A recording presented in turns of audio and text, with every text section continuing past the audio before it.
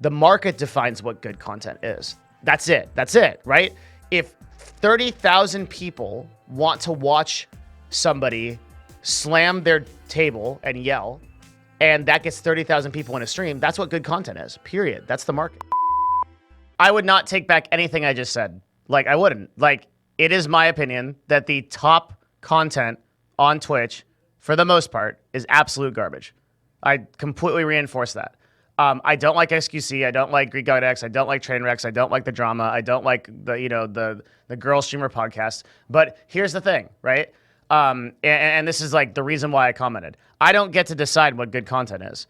I think I should be allowed to have an opinion, but I should really know better. That Reddit is going to call me on that. Even though I actually, like, now listening to that clip, I realize I said exactly what I meant, which is like, it is my opinion that most of the content on Twitch is garbage. But I guess because my opinion is held on, I guess, a little bit of a higher tier, because I'm a professional influencer manager or whatnot, that when I say something like that, people are like, oh, his content holds more, or that content holds more weight, and maybe I should think like that. So I'm not trying to encourage anybody else to think whatever they want about content. I wouldn't take the clip back. I definitely don't want it deleted. No way. Like, absolutely everything I said in that clip is what I meant. So like, I just think the sort of like meta of, let me just like clarify what I mean a little bit more, right? And again, like, this is my opinion. It's just my opinion on the subject, right? So here's what I'm trying to say. There are a lot of big channels that have really good content, I think. And like, another really good example of like really great content and content that I want to personally see more of on Twitch is Critical Role. I really like Critical Role. It's really well produced. It's a wholesome show. It's funny. It's engaging. It's also dramatic. It contains the elements of what I would consider to be good content, right? Which is like a flowing storyline, a interesting storyline, something that really engages you on many different levels. And that's my preference for good content, right? I don't like basically so there's like two forms of content that get a lot of traction on Twitch that I really don't like, right? The first form is this YouTube react shit. I don't like people that go onto YouTube and to Reddit and they react to things. And like, some channels, I really shouldn't call out specific channels on this. I think they know who they are, but there are some channels that do this to the extent where they're like literally going on their own subreddits and reacting to their own threads. This is really bad content. In my opinion, okay? Like, this is stuff that I think is kind of uninspired and isn't creating anything new or adding anything new to the discussion. It's just reinforcing a sort of like, it's like a broken washing machine. It's just rolling around dirty clothes over and over again. Okay, so I don't like that. I don't like YouTube React stuff. And the second thing I don't like is drama. I don't like people that are like calling out other people for really dumb things. Like, the whole like Mitch drama was really stupid. Like, I really don't like that kind of stuff. And the reason why I think this is important is because a lot of this stuff. Okay, so Twitch, let's start here, right? Twitch has no culture of its own because the company doesn't define a culture. They used to. It was the bleed purple thing. It was the whole like kind of gaming as a community type of thing. But as Twitch, I've talked about this a lot, as Twitch became more Silicon Valley oriented and started hiring more tech engineers from Amazon who didn't share the kind of video game culture and were more tech focused, Twitch as a company sort of lost a lot of its direction as far as its culture goes. Add to that a lot of the executives at Twitch cashed out when Amazon acquired it, right? Or did so like within a year or two. They exited. Pretty normal for an acquisition of a company. Not saying anything's wrong there. But when that happens, Twitch kind of lost its culture. So the culture of the website is now largely defined by websites and Reddit's like live stream fails. And that is the reason why I think that this issue is important, is because when the entirety of the website gets perceived by third parties as a drama and reacts website, that will lower the quality over time of businesses and that choose to engage with it. So brands, if their first perception of Twitch is something like Trainwrecks versus something like Critical Role, then their decision to engage in the platform will be vastly different, right? On one side, you have YouTube Reacts the type of content. On the other side, you have well produced, like really cohesive content that follows a storyline. The problem with Twitch is that because of the way that Twitch is, we see this all as like one thing. But on YouTube, it's better understood that you could have multiple different avenues. So an advertiser can effectively through Google AdWords choose to advertise not just on like we'll just not advertise on those channels on YouTube. We can do that, but on Twitch you can't do that. On Twitch, if you're going to buy an ad, right, you are going to you are going to buy advertising on the entire website.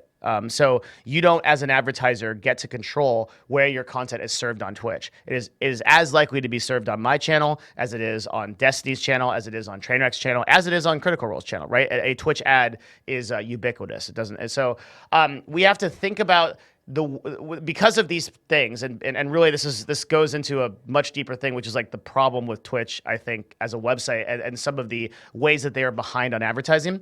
We as content creators or we as business people that are focused on the long-term health of this website have to think about how Twitch is perceived on a large scale. Because if we don't think about that, then brands and businesses and collaborations are not possible or are much harder depending on how Twitch's content is defined. The decision to like sponsor a website like Live Leak or World Star Hip Hop, right? Or is that the site? World Star? We don't want to become a world star. That would be that's my personal opinion. I really don't want Twitch to become a world star because it's going to evaporate the opportunities and it's eventually going to erode the marketplace. Some companies like Mixer are actually smarter, I think, in this area because Mixer knows what it is. And say what you want about Mixer and its user base, it's very brand friendly. So these are these are concerns of a person that is running a company based on Twitch, and I'm in a very different position as you, the viewer, right? So why do you, the viewer, care about this? Because first of all, maybe you don't, and again, I don't get to define what good content is. The market defines what good content is. That's it, right? If 30,000 people want to watch somebody slam their table and yell, and that gets 30,000 people in a stream, that's what good content is, period. That's the market, right? Whoever else's subjective opinion, especially my own, doesn't matter. But if we are going to go that direction, then we have to acknowledge that type of content, if it's at the top of Twitch, and if Twitch recommends that content, first and foremost, is going to cause brands and advertisers to respond differently to the website, which is eventually going to focus on the culture of the website and change it. There's a theory called broken window theory. It's a really controversial theory, but it's applicable here. The way it works is it's New York Police Department came up with this. The idea is if you break a window in a district and you leave it broken, then eventually somebody might come by and draw some graffiti there. And then maybe somebody eventually will come by and mess up the place and leave some trash there. And then maybe somebody will come by and start selling drugs on that corner. And then before you know it, somebody might get murdered on that corner because the idea is that as things gradually degrade without upkeep, the sort of culture and perception of that area also degrades. And that is a very real thing that happens in online communities. And it's particularly vulnerable in Twitch's case to cultural influence because Twitch doesn't have its own culture. If you pulled aside an executive at Twitch right now, except for the very old ones, and you said, what is Twitch about? I don't know if they would be able to answer. But if you pull aside a Mixer executive and you ask them what they're about, they'd be able to answer very quickly. You know, we're a wholesome community that believes in mostly like safe for work, friendly, types of things, right? And so I'm not saying like Twitch should become that website, but it should be careful to draw that line.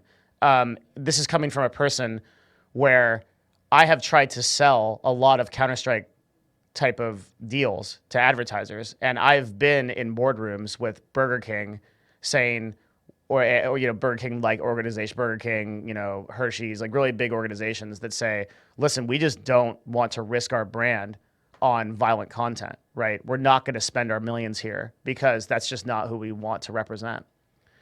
And if you go far enough down that rabbit hole, people start to write you off, and then and then your website suffers because of that. So I guess that is a very long answer to why I have a lot of fear about how the content on Twitch is evolving. But to be clear, I wouldn't like actively campaign to change. Like if you were like, okay, all right, Devin, now you're God. You can change anything about the website. I wouldn't remove those people. I wouldn't do anything different because whatever floats to the top is what the market wants more. So that is what it is. It's just, I think that if anything I would change and wave a magic wand, I would change the way that Twitch actually regards this issue internally, and I would encourage them to take better steps to improve their internal culture, or at least their perception of it.